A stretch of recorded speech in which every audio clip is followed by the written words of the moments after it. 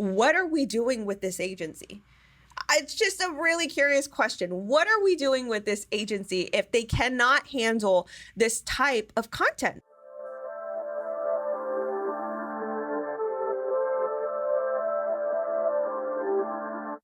Friends, it seems like big government and tech giants are trying to destroy America. Everything they touch turns it to a disaster.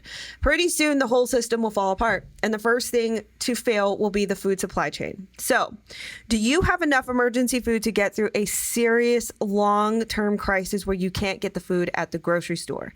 Most people don't, and they'll panic when the time comes. That's why the smart move now is to get a long-term storage emergency food before things go bad.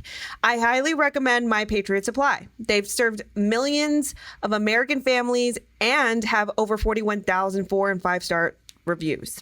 Their mission is your survival, and right now you can save 25% on a 4-week kit of emergency food that will save the day probably soon. Order a starter kit for each member of your family, and they'll ship everything quickly and discreetly to your door.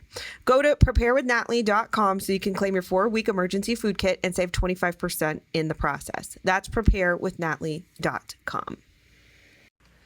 Muchachos y muchachas. So lately, very coincidentally, we've been learning a lot about these 3-letter agencies, in particular, the one that starts with an F. And we've been learning about them at different angles and different events. For instance, January 6th, there's some chatter going around. I'm not saying it's true, but I'm just saying like there's some chatter going around that there could have been some possible presence in the mix of the crowd, but I'm not going to touch that here on this platform because I'd rather keep it safe. But if you like to know a lot about that, you can go to natlydenise.tv, where I have a headliner speakeasy, and I definitely can talk a lot more that won't particularly violate the community guidelines here, if you know what I mean. So anyway, we're learning a lot about that January 6th. There are other stories that recently came to light, like Governor Whitmire. And I actually did that story yesterday where it is revealed that there are some possible informants that were in the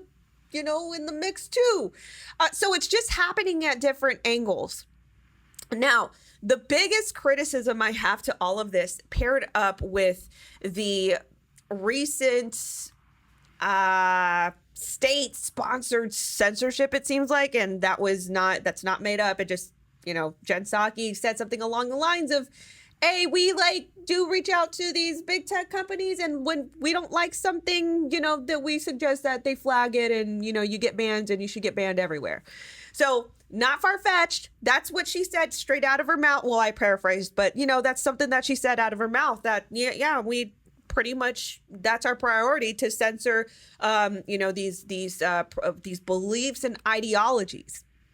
So the biggest thing I think is on a lot of people's mind is you guys can go out and do that, infiltrate and, plot and censor and, really take out one set of ideologies, but we can't focus on the children.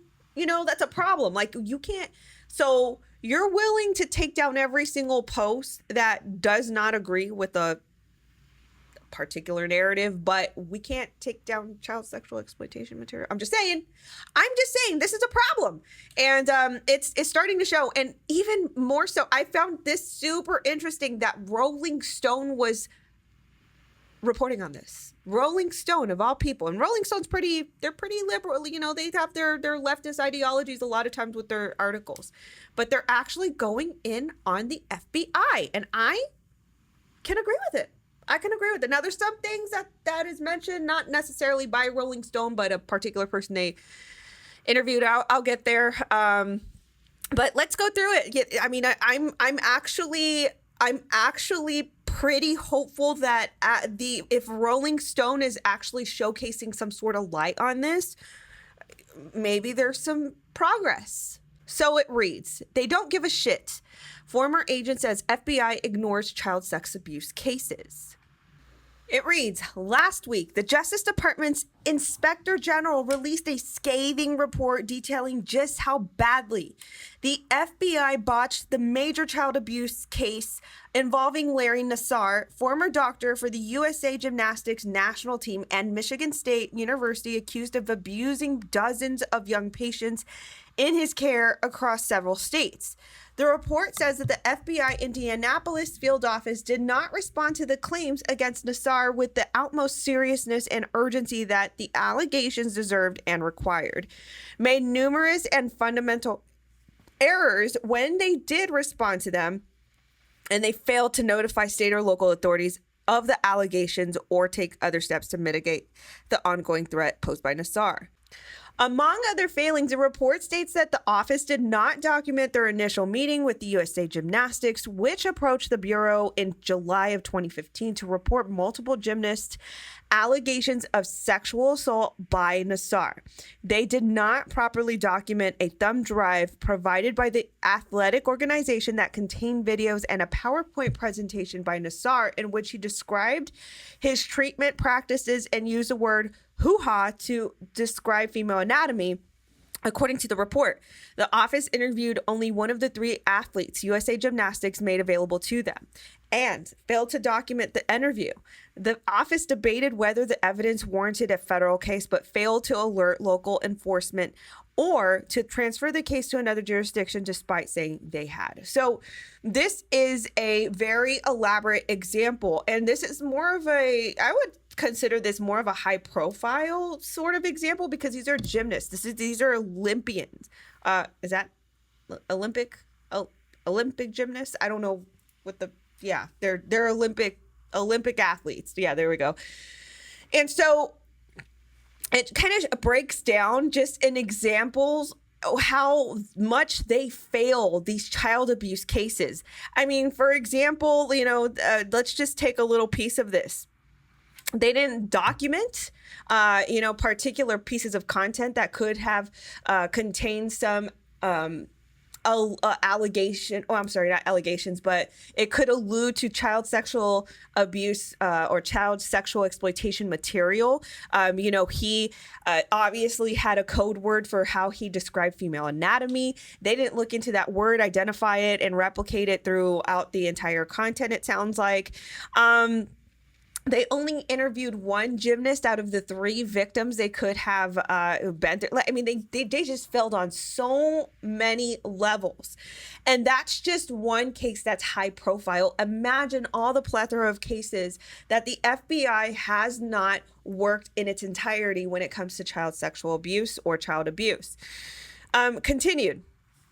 So this is the FBI agent that is actually whistleblowing on the entire scenario. Now, I will go into it, but there are certain things that she says that I don't necessarily agree with, but I do respect her for actually whistleblowing on the mishandlings of the FBI. According to Jane Turner, a 25-year FBI agent turned whistleblower who reported the mishandling of crimes against children on American Indian reservations in North Dakota, the FBI's failures in the Nassar case are unfortunately not unique. Turner believes the breakdown comes from a lack of training in handling these kinds of cases, a lack of oversight when things get handled badly, and a lack of interest in the part of majority, and this is the part I don't agree with, but she goes into race and gender, and I as you guys know, I don't agree with that. I just think that the best person should be able to handle the job. They don't give a shit about young kids or people, she says. They're just not that proficient in sex abuse.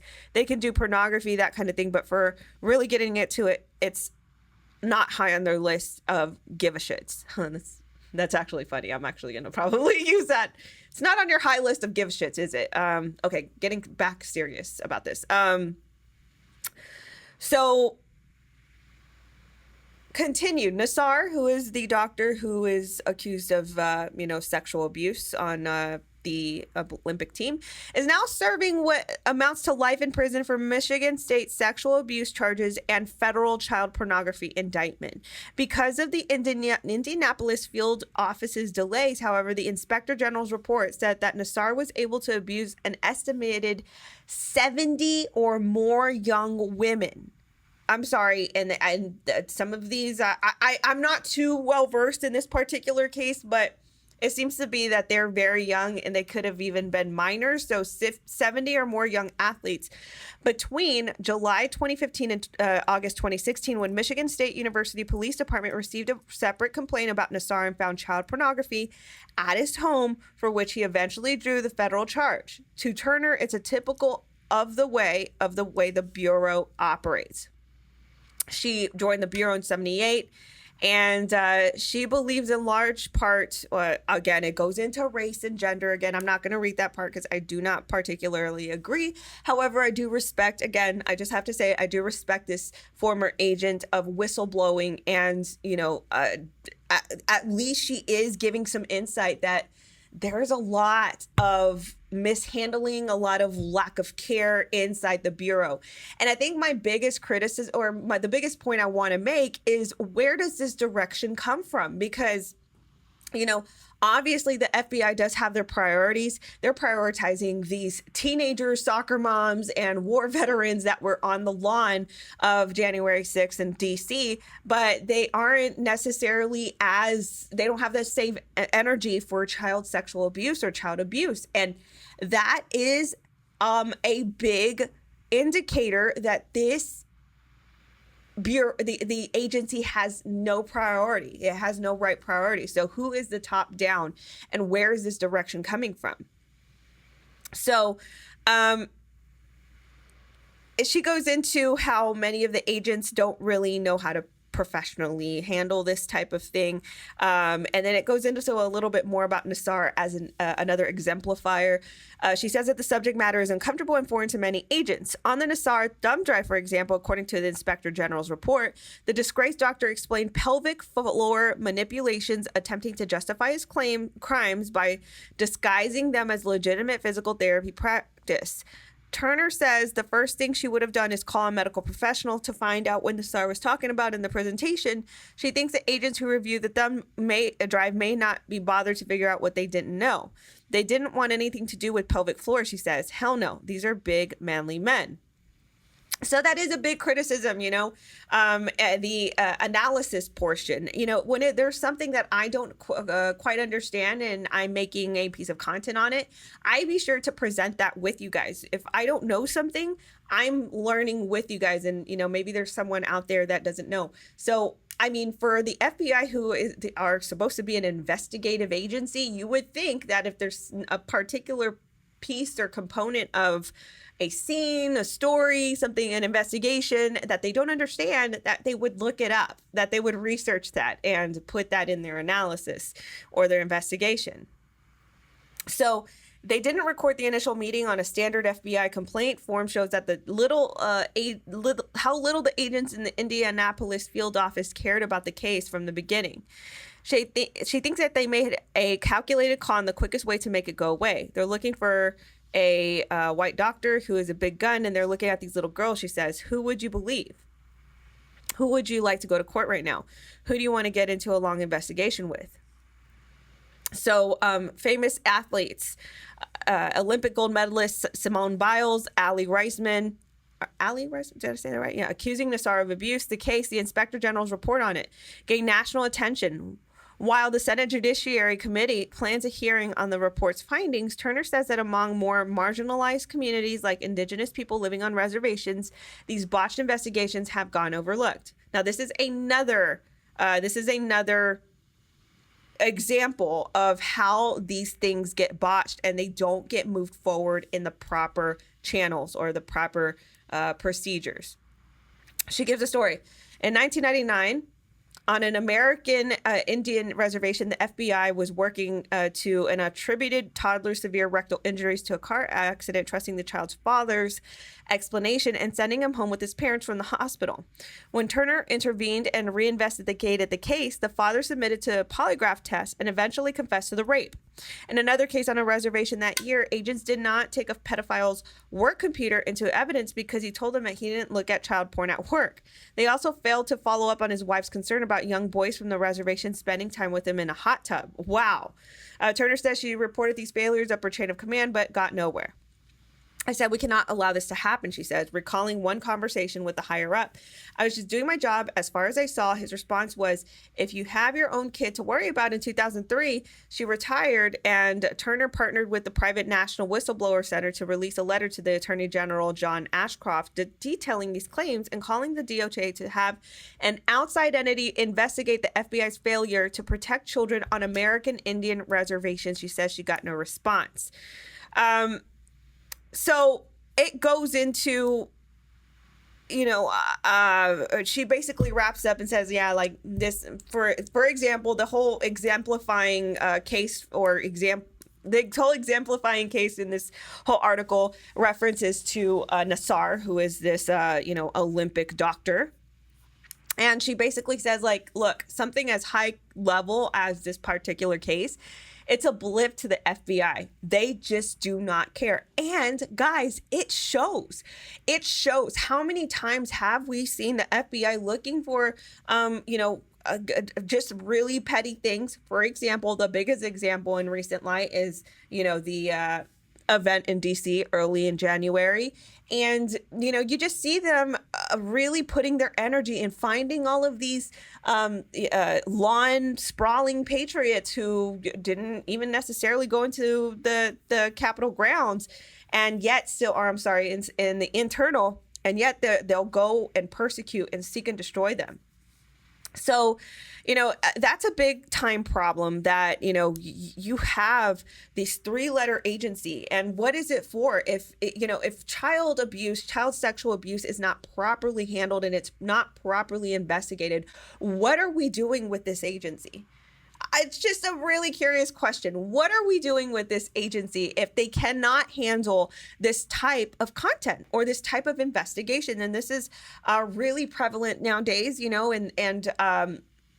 not going to say that they don't do any good work, because there has been some good recoveries from rings, and, there have been some investigations that have brought fruit to light. But, for the most part, what is it that this agency cannot, for the life of them, they cannot get it together where they're actually prioritizing child sexual abuse over petty things like political ideologies or, minute, non-offending people that were just sitting on the grass early January in DC. I mean, it's just like, that's an example, another example, but it makes me angry. It makes me angry that they have an agency that could do so good in the world, and they'd rather go after the petty.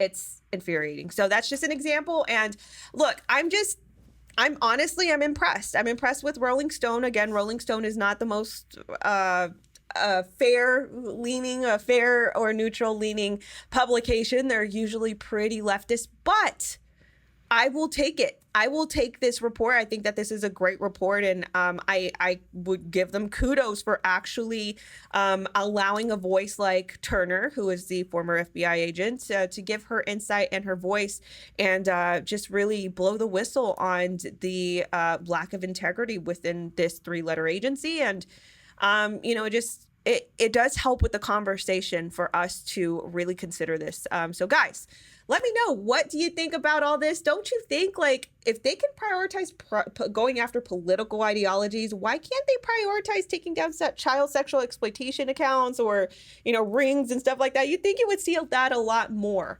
But, that's what the agency is prioritized now on. And it just makes me wonder, what sort of direction are they taking, from who, to prioritize all these other petty things? Let me know your thoughts in the comments below. Guys, thank you so much for liking, sharing, subscribing, and telling somebody about this channel. I really appreciate you. And of course, if it is on your heart and you can, there are links in my description below to support the channel. So anything helps when it comes to coffee or, anything on your heart. So I appreciate you. Guys, thank you again, and I will catch you in the next video. Muchachos y muchachas, I hope you enjoyed that video. There are a lot more videos like that and more on my new platform, natlydenise.tv, where you can also catch some of my old documentaries that you guys loved so much last year. That plus more. I just launched a new membership, Natly Denise Exclusives, in which we'll host new content, very exclusive content, some of which is based and unpopular with the mainstream, so therefore it has to be hosted there. Please consider signing up at natlydenise.tv. Also, please remember that I have a merch store, natlyDeniseGear.com, which is also linked in my description below, in which a portion of every single sale will go towards human trafficking rescue and aftercare. Thank you guys so much for your support. See you later. Goodbye.